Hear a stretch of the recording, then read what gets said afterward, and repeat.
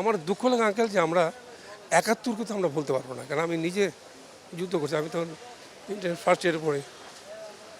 এইটাকে তো আমার খারাপ লাগতেছে, ফিলিং ব্যাড অফ দ্যাট। ওটাকে তো বলে যাবে না, তোমরা তো দেখো না এটা। এরা যে বলছে যে ৭১ মানি না, এটা তো